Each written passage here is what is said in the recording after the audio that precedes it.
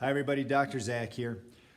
One of the things that I do each morning is I start my day with gratitude. I have a gratitude journal and I take some time just to really stop, be still, and to recall things that I'm grateful for. And I'm really diligent in doing that on a consistent basis. It's an exercise, and anything that we exercise, we become stronger in. And I think gratitude is one of the most powerful tools that we can use to help us stay in a healthy state.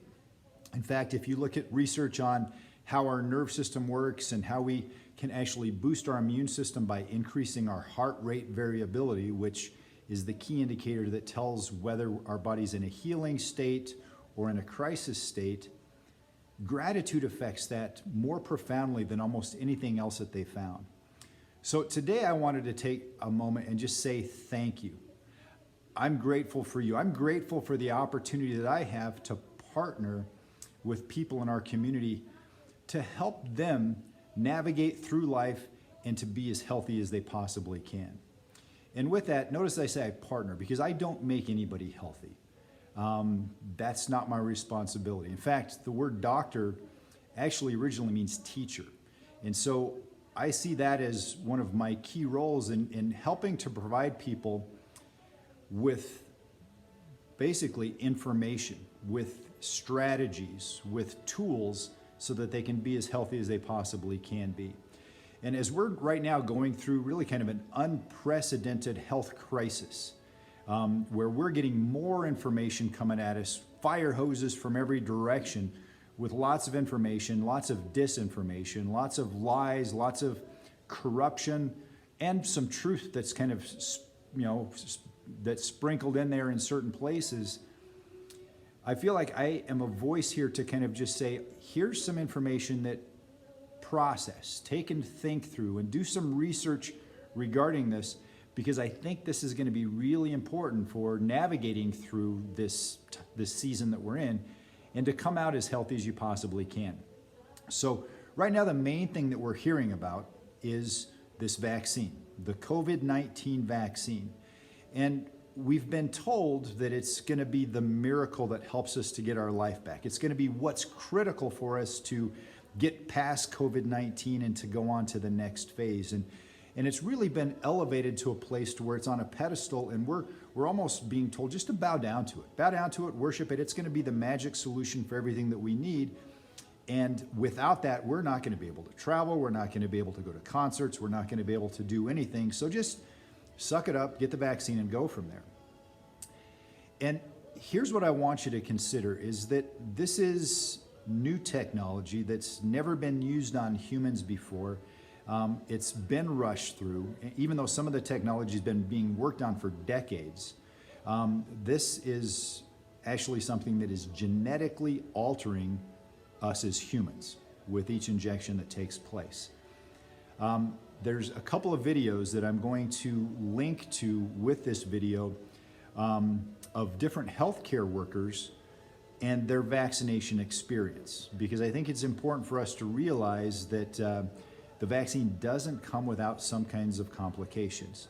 One of the videos is actually a healthcare worker in El Paso, Texas, and he's on TV they're videotaping him getting his vaccination. And so they pulled his sleeve up and they're rubbing it down with alcohol, and then the other nurse is kind of squeezing his arm to get the tissue in here and then putting a hypodermic needle into his arm. The plunger on the hypodermic needle is pushed all the way in, so it's an empty hypodermic needle. And you can tell that the person who's giving the vaccine is kind of fumbling because he's probably not used to using an empty syringe when he does an injection. But then he pulls it out and then it's kind of like, great, now you're done. And they're kind of celebrating, and they got discovered that it was fake. It was a sham vaccine. And so here's something I want you to consider. If this really is the miracle that we're waiting for so that we can overcome this pandemic that we've been told that we're in, why would they have to pretend that they're doing this?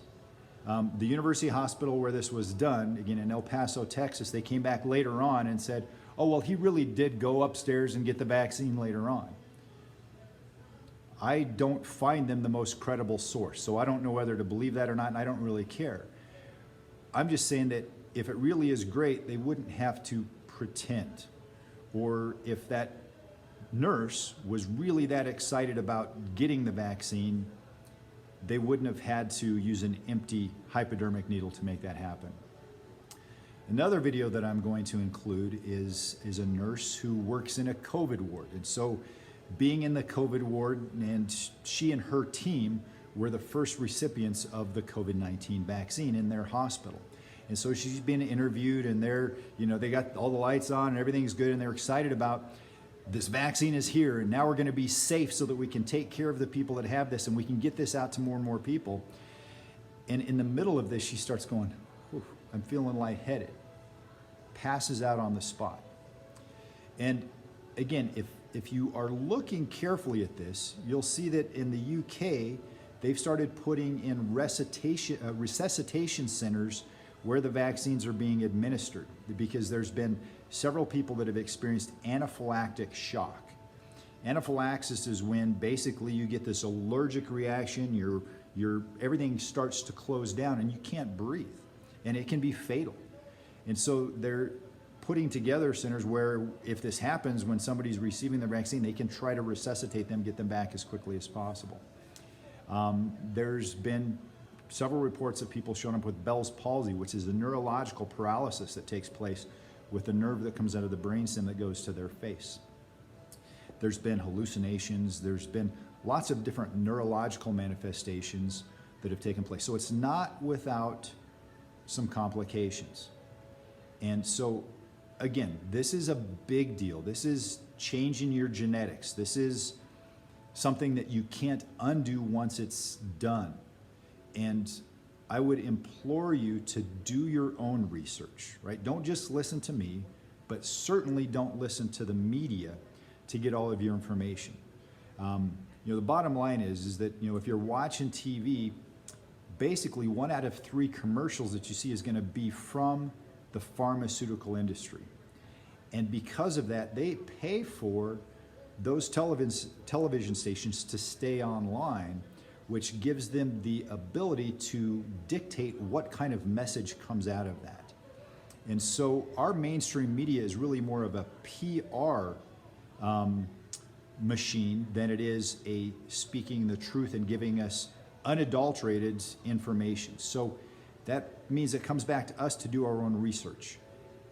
I take my job as a doctor seriously, and so I do a lot of research. And I've shared this before, I look through health and life through a different set of lenses than a lot of the people do. So my information is going to come through that bias and through that slant, through those lenses. That doesn't mean that it is complete and total truth. It means it's information for you to take and put together as you're processing and coming up with your own decision. And that as you do that, then you can feel comfortable, you can feel confident with what you choose to do with your life and with your health.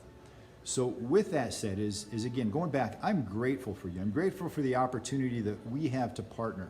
I'm grateful that you are actually giving me a few moments to be able to share what's on my heart and what I've been learning as we've been going through this.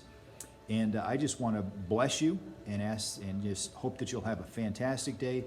Make it a great one. Until next time, God bless you guys. This is Dr. Zach.